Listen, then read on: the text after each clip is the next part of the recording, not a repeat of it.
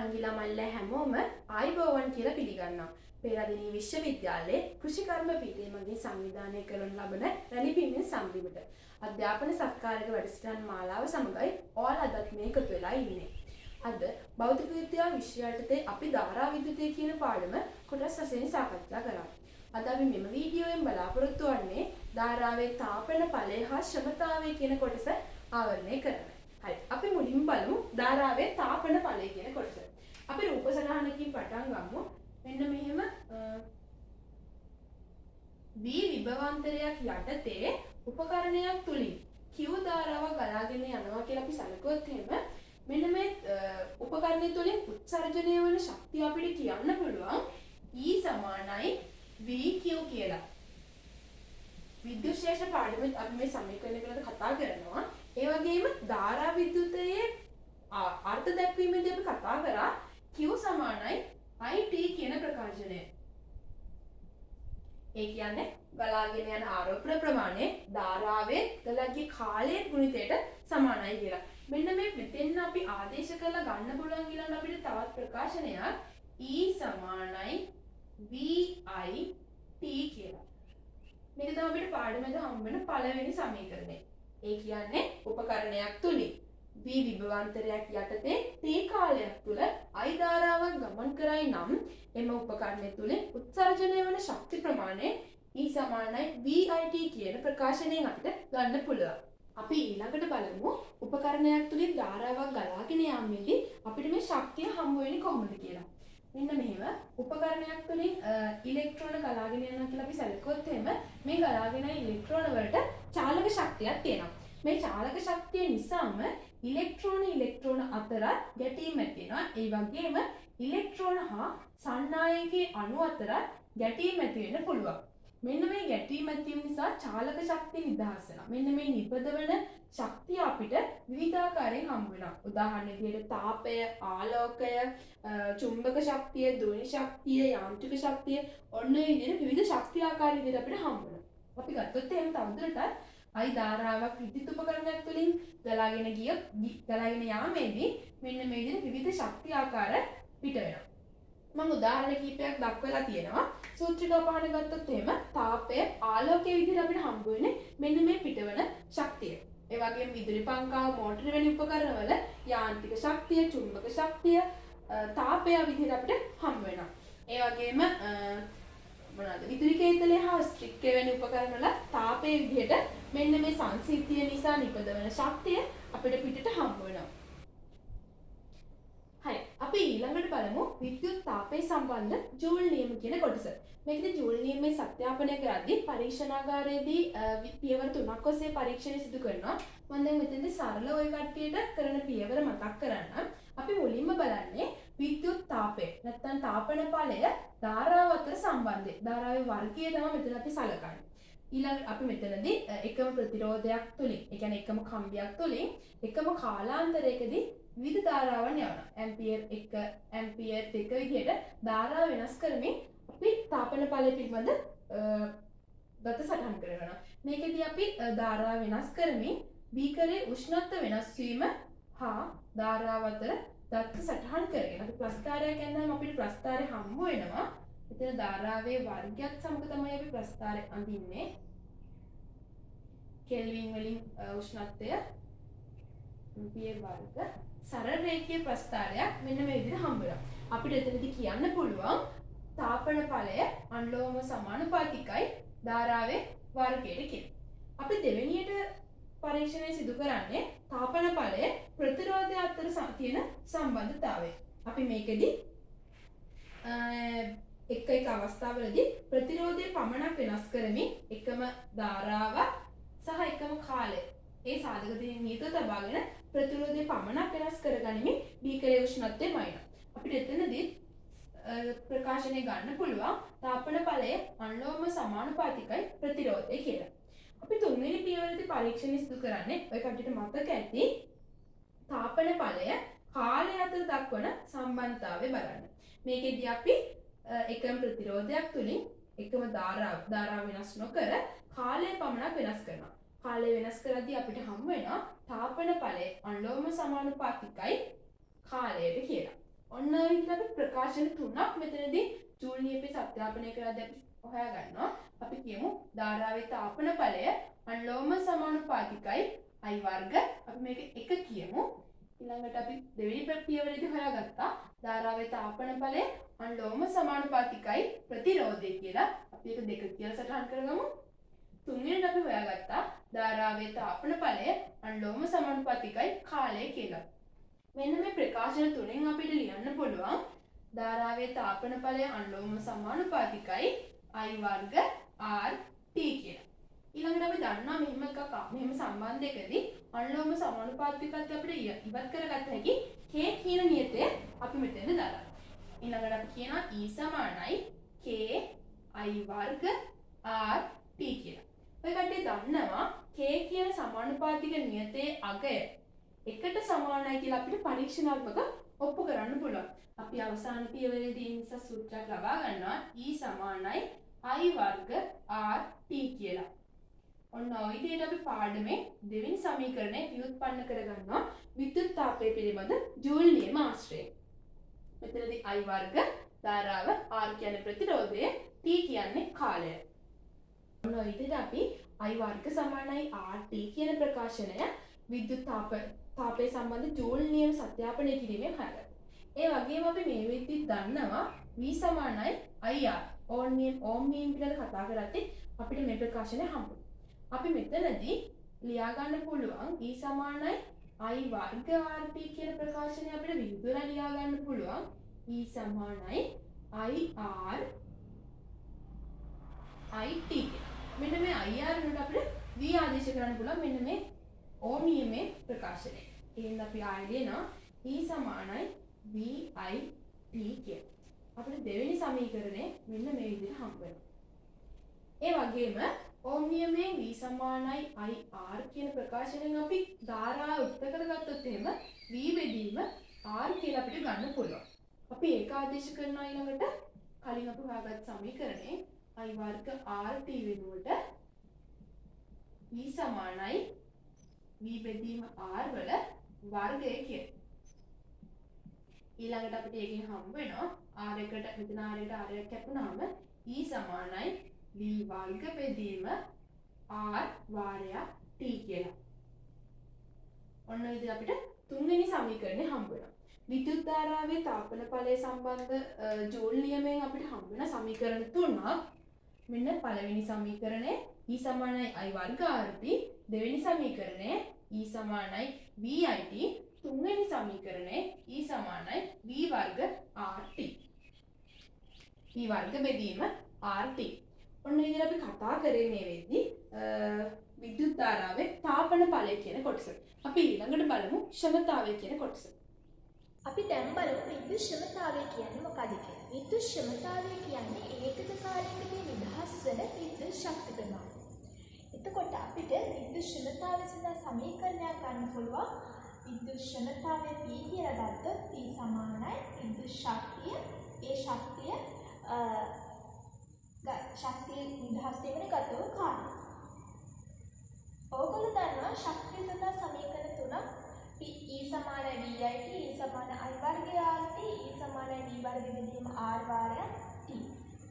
එතකොට මේ සමීකරණයේ මේ අගයන් මේ සංකේත ආදේශ කළාම මේ E වෙනුවට VIT දැම්මම අපිට එතකොට එනවා P සමානයි VIT බෙදීම T.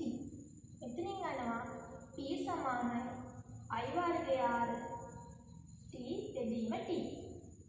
මෙතනින් වෙනවා P සමානයි V වර්ගය T R T.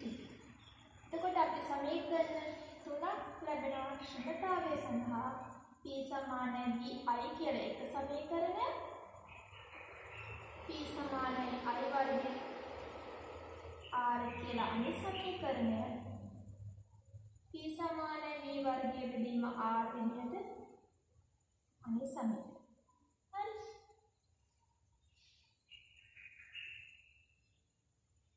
අපි දැන් බලමු සරල කෝණ පරිපථ සඳහා ශක්තිය පිළිබඳ මූලධර්මය යෙදෙන්නේ කොහොමද කියලා. මෙතන පරිපථයක් ඇඳලා තියෙනවා. මේ පරිපථයේ විද්‍යුත් කෝෂයක් තියෙනවා. මේ විද්‍යුත් කෝෂයේ විද්‍යුත් ගාමක බලය කැපිටල් E අකුරිනුත් විද්‍යුත් කෝෂයේ අභ්‍යන්තර ප්‍රතිරෝධය අගය සිම්පල් R අකුරිනුත් දක්වලා තියෙනවා. පරිපථයේ කැපිටල් R වලින් දක්වලා තියෙන බාහිර ප්‍රතිරෝධය සම්බන්ධ කරලා තියෙනවා. දක්ෂිණාවර්ත දිශාවට I කියන ධාරාවක් මේ පරිපථය තුලින් ගලාගෙන යනවා. එතකොට බාහිර ප්‍රතිරෝධයේ උපදින තාපය අපිට ගන්න පුළුවන් මේ ධාරාව T කාලයක් තුලදී ගැලුවා කියලා හිතුවොත් I වර්ගයේ වාරයක් කැපිටල් R T ප්‍රමාණිත තාපයක් උපදිනවා. මේ ධාරාව නිසා T කාලයක් තුලදී අභ්‍යන්තර ප්‍රතිරෝධයේ උපදින තාපය එතකොට I වර්ගයේ වාරයක් සිම්පල් R T. එතකොට T කාලය තුලදී ගලන මුළු ශක්තිය විදිහට අපිට ලැබෙනවා මේ තාප ශක්තිය දෙකේ එකතුව. I වර්ගයේ වාරයක් කැපිටල් R T ධන I වර්ගයේ වාරයක් සිම්පල් R T. විද්‍යුත් ගාමක බල අර්ථ දැක්වීමට අනුව මොකක්ද විද්‍යුත් ගාමක බලය කියන්නේ? විද්‍යුත් ගාමක බලය කියන්නේ පරිපථයක් තුළින් ඒකක ආරෝපණයක් ගලා යාමේදී නිදහස් වන මුළු විද්‍යුත් ශක්ති ප්‍රමාණය.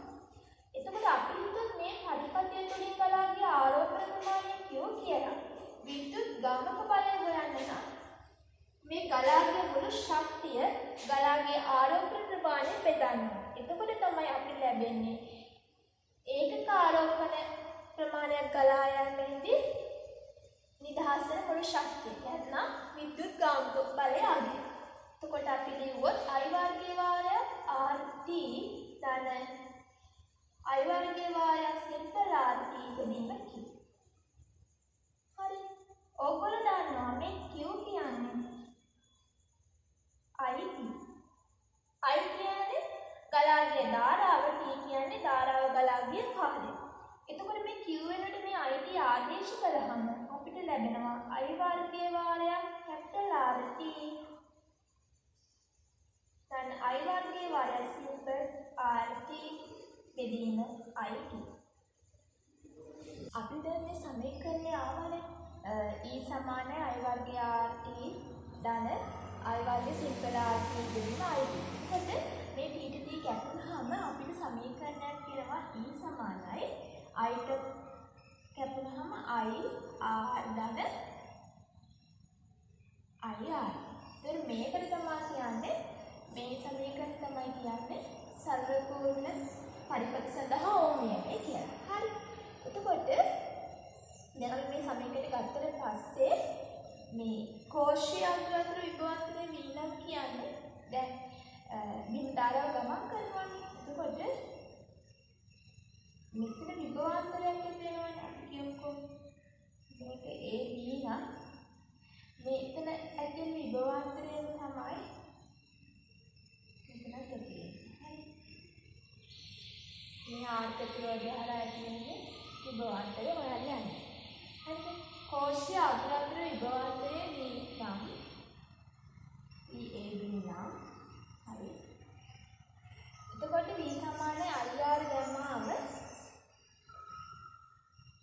අපිට පුළුවන් V ගන්න I කියන එක දැන් මේකෙන් අපිට I උක්ත කරගන්නත් පුළුවන්. V සමානයි I වාරයක් R ධන R I සමානයි V බෙදීම R ධන R. හරි. ඒකෙන් I ගත්තහම I වල දැම්මම E බෙදීම R ධන R හරි. ඊට පස්සේ මේක සුළු කිරීමේ පහසුවට අපිට මෙහෙම ලියා ගන්න පුළුවන් මේ R කියන එක මෙහෙම R කියන එක සමාන වෙනවා මෙහෙම ලියුවා. හරි. මේ R උඩට ගියාම ඒක උඩට ගියාම මෙහෙම නේ. එතකොට අපි මේක ලියනවා ආයේ මේ විදිහට අපිට ඕන වෙන හින්දා R ධන R හරි. මේකම තමයි මේ R කියන්නේ. පොඩ අපිට පුළුවන් මේක ලියන්න E R ධන R බෙදීම R. හරි. එතකොට අපිට ගන්න පුළුවන් ඊට පස්සේ E බෙදීම මේ R දෙකම පොදුයිනේ. එතකොට අපි 1 ධන r ධන මෙහෙම සමීකරණය එනවා.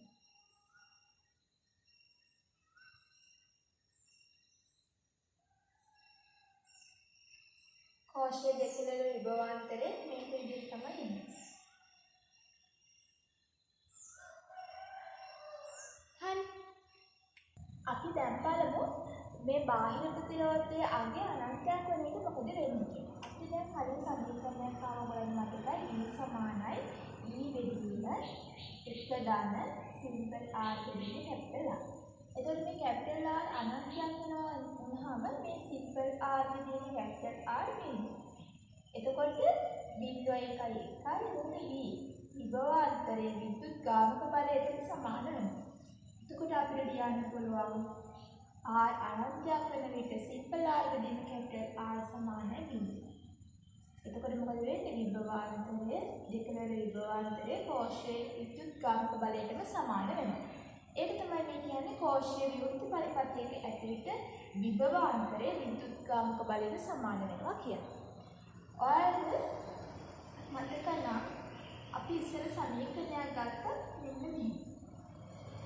මොකද මේක තමයි සරල පූර්ණ පරිපථ සඳහා ඕම් නියම. මේ සමීකරණය දෙපැත්තම i වලින් ගුණ කළාම E i සමානයි i වර්ගයේ පරමත්‍රේ r ධන r. එතකොට මේ E i කියන්නේ කෝෂයේ ශක්ති නිදහස් කිරීමේ ශීඝ්‍රතාවය. නැත්නම් කෝෂයේ ජවය පිළිබඳ සමීකරණය කියලා කියන්න පුළුවන්. මෙහෙම බලමු. කැපිටල් මේකම දෙපැත්තම t වලින් ගුණ කරනවා. එතකොට මේක තමයි කෝෂයේ ශක්තිය නිදහස් කිරීම. එහෙනම් නිදහස් කරන ශක්තිය සමීකරණය. එතකොට මේ කියන්නේ කෝෂයේ නිදහස් කරන රසායනික ශක්තිය. මේ කියන්නේ නියම පුළුවන් I වර්ගයේ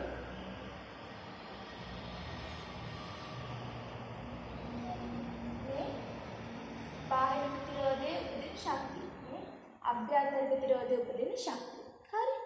අපිට දැන් සමීකරණයක් ආව කලින් E i සමාන I වර්ගයේ කැපිටල් R ධන I වර්ගයේ සිම්පල් R කියන්නේ.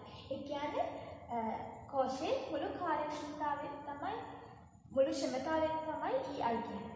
කෝෂයේ කාර්යක්ෂමතාවය කියන්නේ ප්‍රයෝජන ක්ෂමතාවය නෙවෙයි අපිට මුළු රසායනික ක්ෂමතාවය.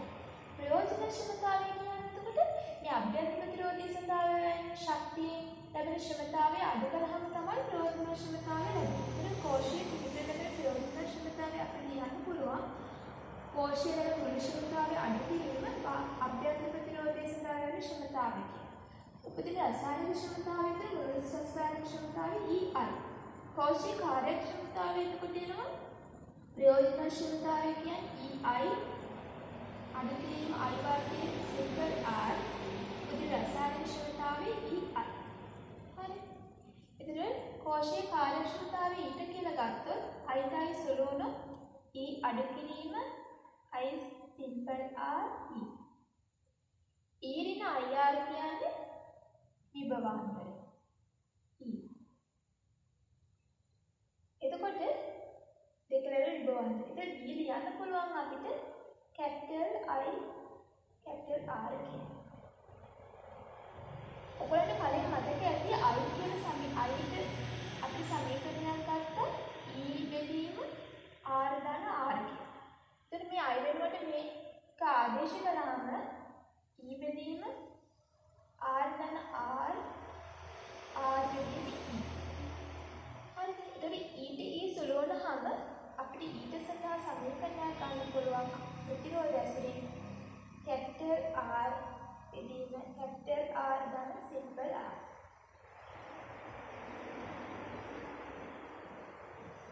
කාර්යක්ෂමතාවය සඳහා කෝෂයේ කාර්යක්ෂමතාවය ඊට සඳහා සමීකරණයක් ගන්න පුළුවන්. අපි දැන් බලමු සරල පූර්ණ පරිපථයක බාහිර ප්‍රතිරෝධය වෙනස් කරලා කොහොමද ක්ෂමතාව වෙනස් වෙන්නේ කියලා. බාහිර ප්‍රතිරෝධයේ ක්ෂමතාවය T කියලා ගත්තොත් T සමානයි I වර්ගයේ R. එතකොට I සඳහා අපේ කලින් සමීකරණයක් ආවා E බෙදීම කැපිටල් R වල සිම්පල් R. මේ I වෙනුවට මේක අවශේෂ කළාම P සඳහා P සමානයි E බෙදීම R ධන R වර්ගයේ R එන.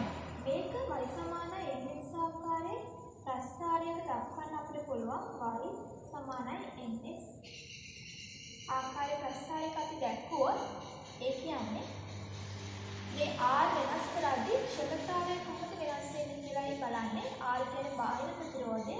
අපිට ප්‍රස්ථාරයක් වෙනවා මෙන්න මේ ආකාරය. මේ ප්‍රස්ථාරය P max ක්ෂමතාවය උපරිම වෙන්නේ R ගේ අගය ඒ කියන්නේ බාහිර ප්‍රතිරෝධය අගය අභ්‍යන්තර ප්‍රතිරෝධය අගයට සමාන වෙන්න කියලා පැහැදිලි වෙනවා. ඔයාලට මේ ටිකකට කලින් ඉගෙන ගත්තා කාර්යක්ෂමතාවය සමානයි ෆැක්ටර් R බෙදීම ෆැක්ටර් R ධන සිම්පල් R කියලා. එතකොට අපි ඒකේ මේ R සමානයි R වෙනකොට කියන්නේ බාහිර ප්‍රතිරෝධයගේ අභ්‍යන්තර ප්‍රතිරෝධයගේ සමාන වෙනකොට කාර්යක්ෂමතාවය කොහොමද වෙන්නේ කියලා ගණනය කළොත් CNC ගුණ කළොත් එතකොට කාර්යක්ෂමතාවය 50ක් වගේ තමයි එන්නේ. මේක ප්‍රස්ථාරයට දැක්කොත් මේ ආකාර ප්‍රස්ථාරයක් තමයි අපිට එන්නේ. මේක 50 වෙන්නේ බාහිර ප්‍රතිරෝධයේ අගය අභ්‍යන්තර ප්‍රතිරෝධයේ සමාන වෙද්දී කාර්යක්ෂමතාවයේදී 50ක් තිබෙනවා. ඉතින් ඔයගොල්ලෝ ඉගෙන ගත්තේ ධාරා විද්‍යුතේ තාපය කොටසේ කරුණු ටික. ඉතින් අමිලමල්ල අපේ තවත් හොඳ ඉගෙන ගන්න අපේ ඉදිරි වීඩියෝස් සමග නැති සිටින්න කියලා ආරාධනා කරනවා.